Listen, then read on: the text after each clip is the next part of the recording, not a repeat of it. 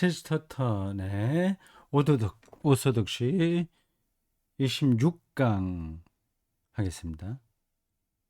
앞에서 의지 숭배자의 문제점을 이미 충분하게 다뤘어요. 근데 여기 다시 소 제목을 의지 숭배자의 문제점으로 달고 더 이야기합니다.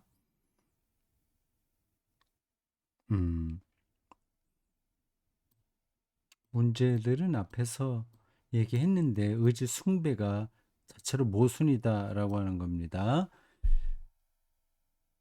그러니까 어떤 사람에게 가서 당신이 원하는 것을 말하세요. 그 의지를 표현하는 거 아니겠어요? 내가 오늘 뭘 먹겠습니다. 말하잖아요. 그 말은 이렇게 그렇게 묻는 사람에게는 의지가 없게 된다는 겁니다. 당신이 뭘 의지하든지 나는 그것을 그냥 받아들이는 거니까 그 선택을 상대방에게 맡기는 거니까 나는 의지가 없는 거예요. 그러니까 그 의지를 숭배할 수가 없습니다. 그게 작동이 안 된다는 거예요. 한쪽에 의지가 있으면 다른 쪽은 의지 상실인 거죠. 이게 충돌하는 건데 의지가 최고야 이렇게 이야기하면 그건 모순이라고 하는 겁니다. 예, 그걸 앞에서 확실하게 체스터턴이 말했습니다. 그럼 문제점을 조금 더 구체적으로 이야기하려고 하는 것 같아요. 98쪽입니다. 니체로부터 데이비슨 씨에 이르기까지 모든 의지 숭배자들에게 오늘 현대인들도 많이 속해 있습니다. 지금도 그 의지가 서로 충돌하는 것뿐이죠. 얼마나 강력한 의지로 살아요. 점점 더 자기가 하고 싶은 대로 하려고 하는 거죠. 모든 의지 숭배자들은 진정 의지력이 결여된 사람들이다. 참 이것도 역설적인 표현이죠. 반어법이라고 할 수 있나요? 그들은 의지를 발동할 수 없고 무언가를 희망하는 일도 거의 불가능하다. 이상하죠? 표현이요. 아, 저 사람 의지가 강해. 자기가 원하는 대로 그대로 밀고 나가는 힘이 있어. 우리가 보통 그렇게 얘기하지 않습니까? 근데 오히려 반대로 테스터턴이 말해요. 뒤에 나오겠습니다만 자기의 의지를 관철한다는 것은 다른 것을 포기한다는 뜻이니까 그런 거죠. 누구든지 이에 대한 증거를 99쪽으로 넘어갑니다. 99쪽.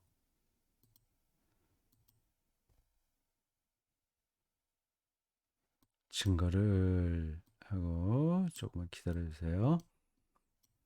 원한다면 아주 쉽게 발견할 수 있다. 가령은 다음과 같은 사실에서도 발견할 수 있다. 그들은 의지를 이야기할 때 확장하고 밖으로 뻗어나가는 그 무엇이라고 항상 말한다. 네, 맞죠? 근데 테스터트는 반대다. 정반대다. 그렇게 얘기해요. 모든 의지적 행동은 제각기 스스로를 제한하는 행동입니다. 행동을 원한다는 것은 곧 제한을 원하는 것이다. 내가 오른쪽으로 가는 걸 의지를 하면 왼쪽으로 가는 거는 그 제한을 둔다는 그런 뜻입니다. 이런 의미에서 각 행동은 자기 희생적인 행동이라고 할 수 있다.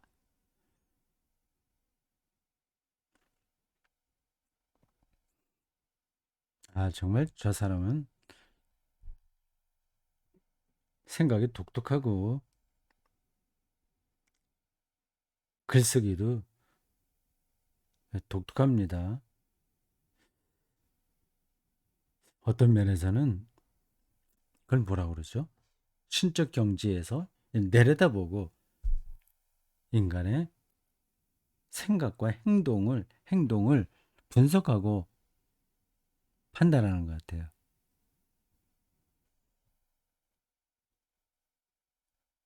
뭐 그런 표현도 있죠. 인간계, 신계. 그래서 아주 인간계를 뛰어넘은 사람을 신계에서 논다. 신선들처럼 그렇게 표현하지 않습니까? 그런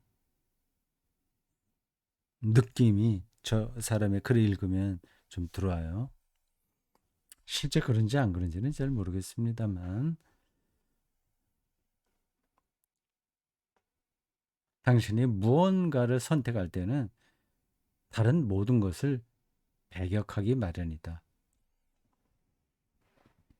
이 학파에 속한 사람들이 결혼 행위에 대해 흔히 제기하는 반대는 거기 서로 한 남자와 한 여자가 결속되니까 그건 자기 의지를 약화시키는 거다. 그래서 반대하는 거죠.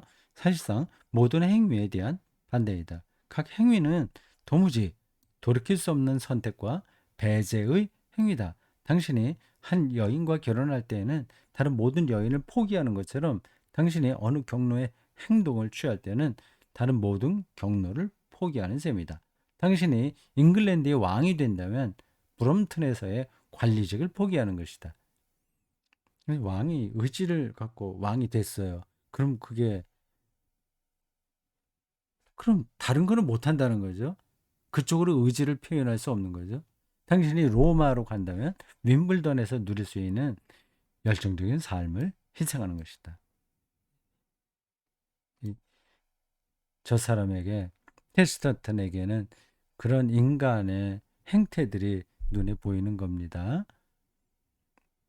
의지는 이런 부정적이거나 제한적인 면을 갖고 있기 때문에 무정부주의적인 의지 숭배자들이 내가 하고 싶은 대로 할 거야. 어떤 국가 법 여기에도 내가 제한받지 않을 거야. 이런 이야기는 난센스와 별반 다를 것이 없다. 예를 들면 존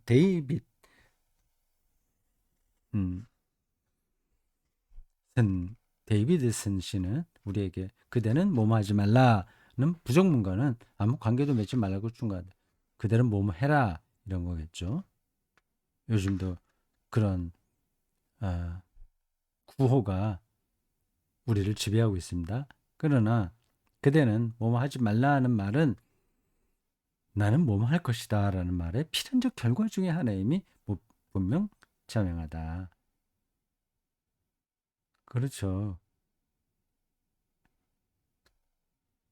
뭐뭐 안 한다는 것은 다른 여러 가지 개연성이 늘어나는 거죠.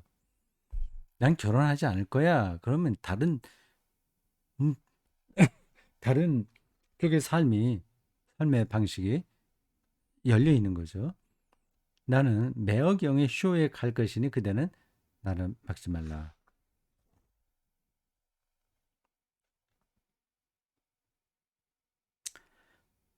장기침이 아직 완전히 낫지 않네요.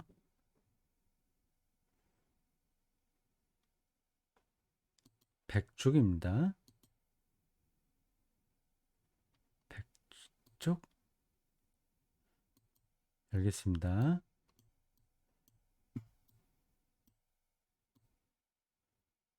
무정부주의는 이런 것도 뭐 예, 의지 철학의 한 여파라고 할 수 있겠죠. 정부에서 뭐 이거 하지 마, 이거 어때, 뭐 이거 법 테두리 이런 거 다 부정하는 거죠. 자기의 의지대로 하겠다는 거죠.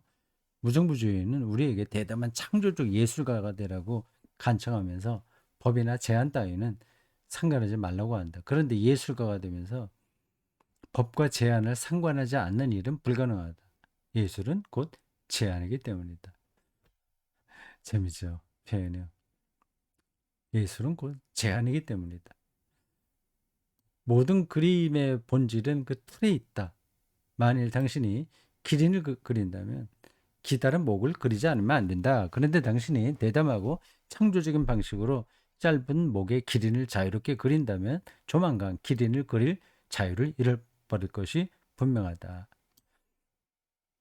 음.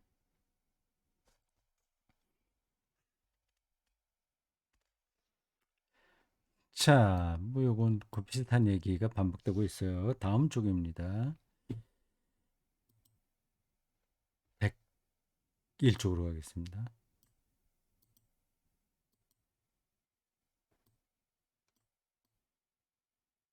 이 삶을 예술처럼 살라고 하는 것, 자기 의지를 구현하는 것, 모든 질서와 법을 다 무시하라고 하는 것,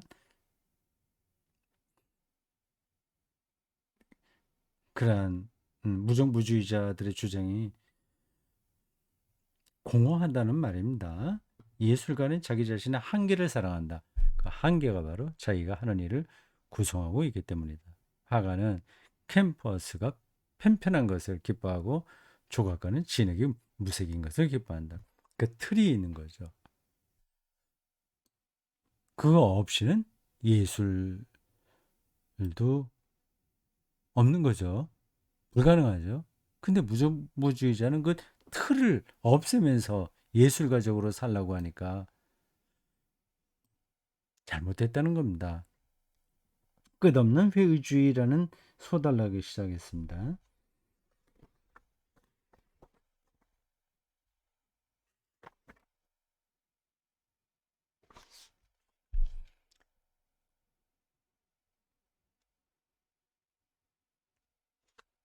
자, 요거 뭐 우리가 다 읽기는 그렇고 그 당시에 회의주의가 얼마나 광범위하게 유럽과 영국 사회를 지배했는지 간접적으로 알 수 있겠어요. 끝없는 회의주의. 음, 저 이거 조금 읽어보겠습니다. 논점이 분명하지 않을지도 모르겠다는 높아심에서 뭐 논점 뭐 분명히 했습니다. 역사적인 예를 하나 들어볼까 한다. 프랑스 혁명은 정말로 영웅적이고 결정적인 사건이었다. 그걸 높이 평가하는군요. 왜냐하면 자코뱅 당 각주에 보면 자코뱅당 1789년 프랑스 혁명을 급진적으로 이끌었던 공화주의 정치 분파 이렇게 되어 있습니다. 자코뱅당이 무언가 한정되고 제한적인 것을 원했기 때문이다. 아, 그런가요? 혁명도 자기 제한적일 때 성공적일 수 있겠네요. 당연하죠. 종교개혁도 마찬가지입니다. 마틴 루터는 상당히 제한적이었다고 봐야 됩니다. 로마 가톨릭 교회 모든 것을 부정하지 않았어요. 근데 뮌저 같은 사람들은 완전 해체로 나갔죠.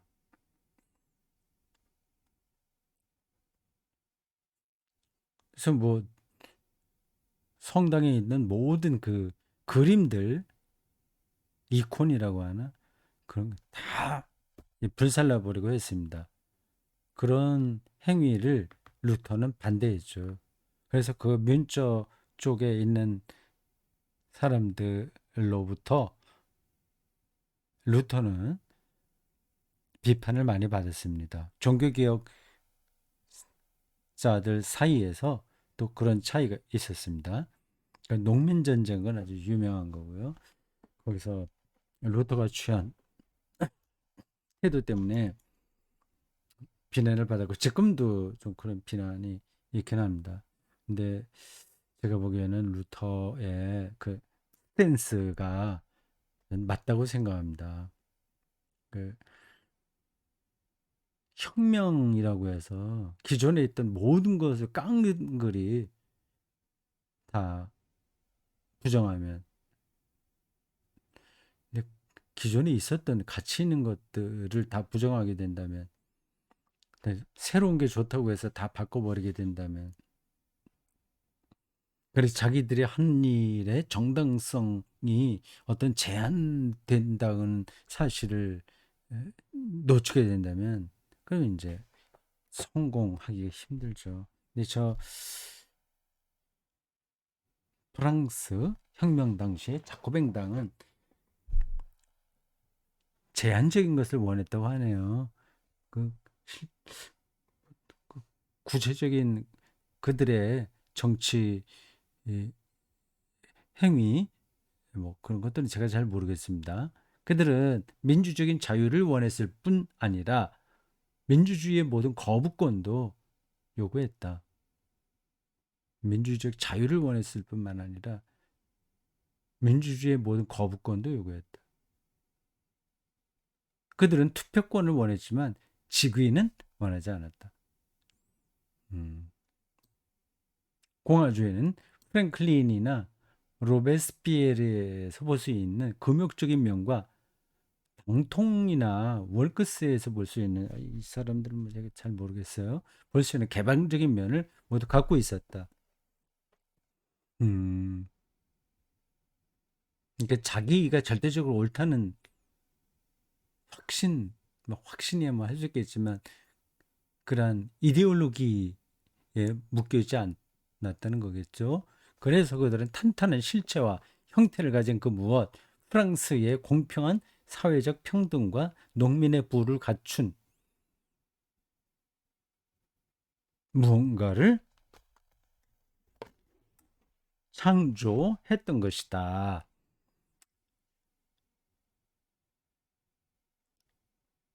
자, 그 다음 쪽으로 넘어갑니다. 102쪽이에요. 제가 잘 모르는 쪽의 이야기가 나와서 그냥 제가 배운다는 생각으로 읽고 있습니다.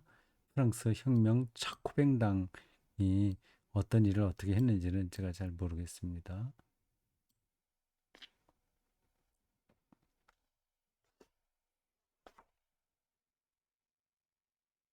자코뱅당이 잘 했다는 거예요. 그게 자기 제한적이기 때문에 성공적이었다고 하는 겁니다. 그런데 그 이후 유럽의 혁명 정신이나 모험 정신은 어떤 제한이든지 한계를 갖고 있다는 이유로 아무런 제한도 내놓지 못한 채 점차 약화되었고 자유주의는 관용으로 전락했다. 기준이 없어졌다는 얘기죠.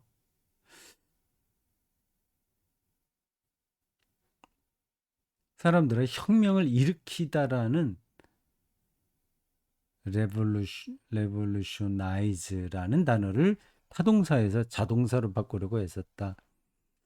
자코뱅은 당신에게 자신이 대항했던 체제를 말해줄 뿐만 아니라 자기가 대항하지 않고 오히려 신뢰하려 했던 체제까지 말해줄 수 있다. 음, 무조건 자유를 원하는 것만은 아닌 거죠. 그러나 새로운 반란자는 회의주의자이기 때문에 아하, 어떤 것도 신뢰하지 않으려고 한다. 그에게는 충성심이 없다. 그래서 결국 진정한 혁명가가 될 수 없다.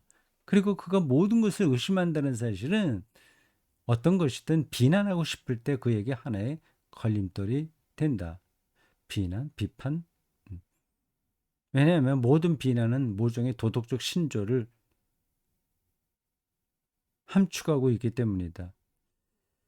이게 뭘 얘기하려고 하는지는 약간 느낌은 있으나 확실하지 않아서 설명하지는 않겠습니다.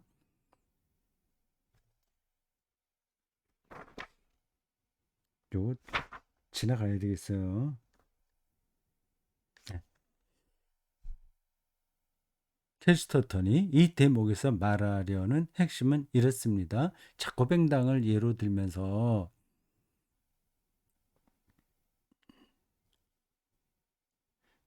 그 이후에 혁명가들이나 반란자들은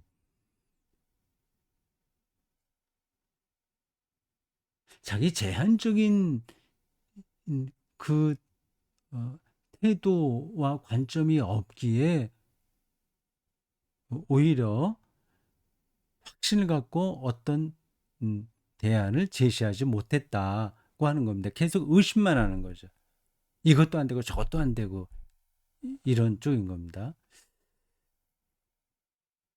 실제로 그랬는지 안 그랬는지 제가 뭐 확인을 할 수가 없는데 하여튼 그렇다고 하니까 일단 여기선 그런 정도로 하고 넘어가는 게 좋겠습니다.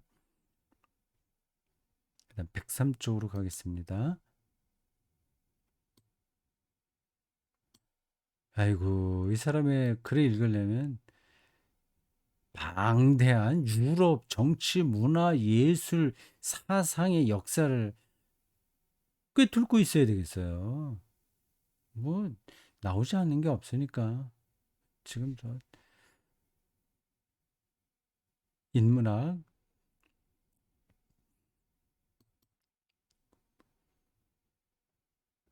정치 이런 것까지 다 말을 해야 되니까 그리고 그 당시에 논란을 벌였던 여러 사상가들과의 그 논쟁, 그 흐름들, 그런 것들도 다 알고 있어야 이 사람의 글을 좀 밀착해서 따라갈 수 있겠어요. 우리는 그렇게까지 좀 가기 힘들고 그냥 전체 흐름을 따라간다 정도로 보면 될 것 같습니다. 그러다가 이제 핵심적인 건 좀 더 깊이 생각해 봐야 되겠죠. 이처럼 현대 혁명가는 자코뱅하고 달리 프랑스 혁명 일대의 자코뱅당은 정말 성공적으로 잘했는데 근데 그 뒤로 현대 혁명가는 끝없는 회의주의자인 만큼 언제나 스스로의 기반을 무너뜨리고 있는 중이다. 이런 사람은 정치에 관한 책에서는 사람들의 도덕을 짓밟는다고 공격하고 윤리에 관한 책에서는 도덕이 사람을 짓밟는다고 공격한다. 그러므로 반란을 일으킨 현대인은 사실 반란은 이제 정통에 대한 반란이에요. 모든 걸 해체하고 부정하니까 계속 끌어내리기만 하지 올려 세우는 게 없는 거죠. 그런 현대인은 이런 반란의 목적상 쓸모없는 존재가 되어버린 것이다. 그는 모든 것에 반항함으로써 어떤 것에도 반항할 수 있는 권리를 잃어버렸기 때문이다.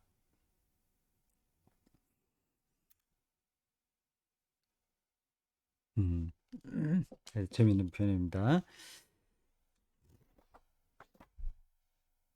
자, 104쪽으로 가보겠습니다.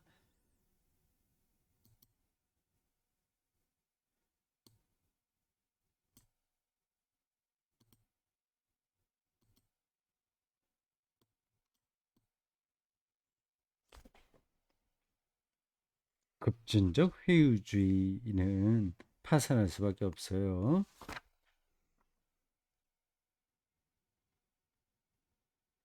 이와 똑같은 파산 현상은 특히 풍자 문학을 비롯한 모든 맹렬하고 끔찍한 유형의 문학에서도 볼 수 있다는 말을 덧붙이고 싶다. 풍자는 광기와 무정부주의적 성격을 갖고 있을지 모르지만 적어도 어떤 것이 다른 것보다 우월하다는 점을 전제로 삼고 있다. 말하자면 하나의 표준을 저변에 깔고 있다는 뜻이다. 근데 끝없는 회의주의 혁명가들은 그 표준이 없고 다 무너뜨리기만 한다는 거죠. 어린 소년들이 길거리에서 저명한 어떤 저널리스트 체스터턴 자신을 얘기하는 것 같아요. 뚱뚱한 모습을 보고 비웃을 때는 무의식적으로나마 그리스 조각상 멋진 균형이 잡힌 조각상을 표준으로 삼고 있는 것이다. 그들은 아폴로 대리석상을 마음에 품고 있다. 네, 풍자는 좀 상대방을 조금 약간 우스꽝스럽게 만들어서 웃기는 거 아니겠습니까? 근데 그래도 기준이 있는 거죠. 근데 우리 문학에서 풍자가 사라지고 있는 이상한 현상은 그 표준 자체가 사라져 보니까 풍자도 안 된다는 거예요. 맹렬하게 붙잡아야 할 원칙이 없기 때문에 생기는 것이다. 니체는 풍자를 구사하는 뛰어난 재능이 있었다. 황하게 웃을 수는 없지만 비웃을 수는 있는 인물이었다. 그러나 그의 풍자 속에는 항상 실체와 무게가 없는 것들이 들어있다. 그게 어떤 건지 지금 제가 설명할 자신은 없습니다. 그 배우의 일반 도덕의 질량이 없기 때문이다. 실제 삶의 실체가 없다는 말 같아요.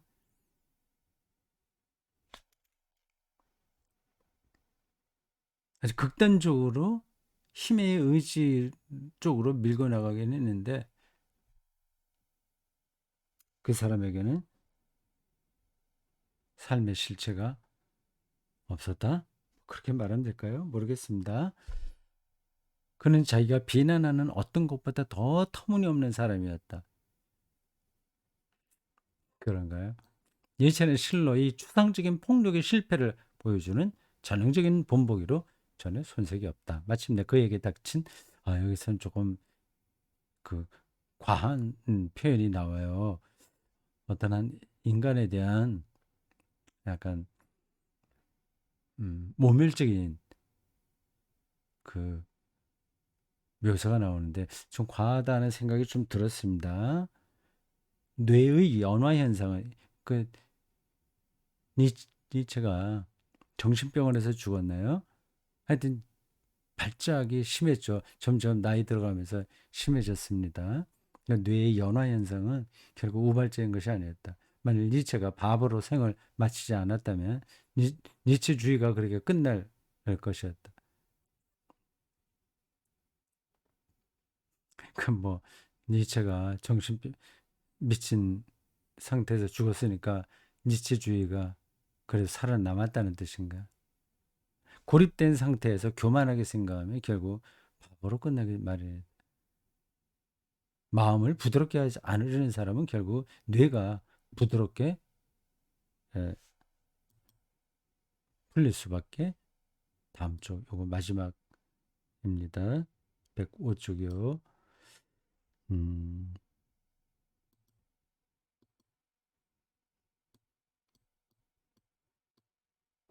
음, 뇌가 부드럽게 풀릴 수밖에 없는 법이다.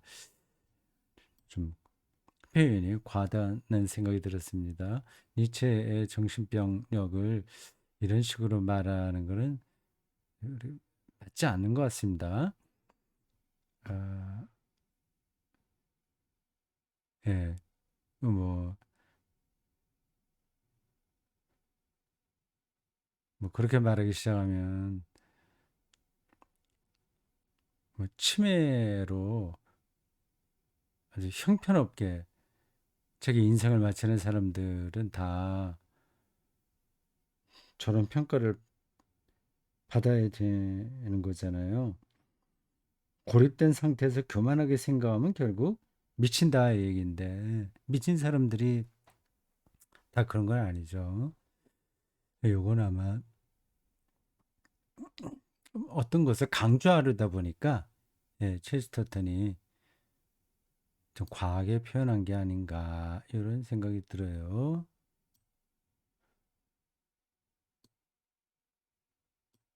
니체는 어마어마한 산을 오르지만 중간입니다. 결국에는 어마어마한 산들을 오르지만 그 업적이 대단하죠. 결국에는 티베트의 그 모습을 드러낸다. 그는 무와 열반의 땅에서 톨스토이 곁에 앉아 있다. 어, 표준이 없다는 겁니다. 이래도 좋고 저래도 좋고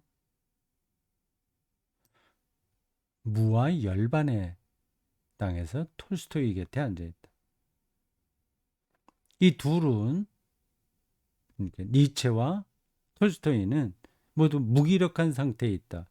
후자는 톨스토이는 어떤 것도 붙잡아서는 안 두기 때문에 그렇고 전자는 니체는 어떤 것도 풀어주어서는 안 되기 때문에 그렇다. 이런 관점은 뭐 옳다고 봅니다. 마지막 패러그래프 읽고 마치겠습니다. 톨스토이의 의지는 모든 특별한 행동은 악하다는 불교도의 본능에 의해 꽁꽁 얼어붙는다. 그러나 니체의 의지 역시 모든 특별한 행동은 선하다는 그의 견해에 의해 얼어붙기는 마찬가지다. 모든 특별한 행동이 선하다면 그 가운데 어떤 것도 특별하지 않기 때문이다. 그들은 교차로에 서 있는데 한 사람은 모든 길을 싫어하고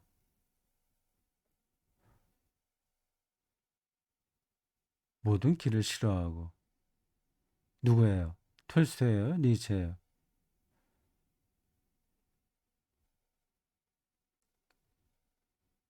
다른 한 사람은 모든 길을 좋아한다. 이 톨스토이겠죠. 모든 길을 좋아하는 거. 그렇다면 결과는 어떤가? 어떨 것 같은 어렵지 않게 추정할 수 있다. 그들은 교차로에 그냥 서 있다. 삶의 진도가 나가지 않는다는 거죠.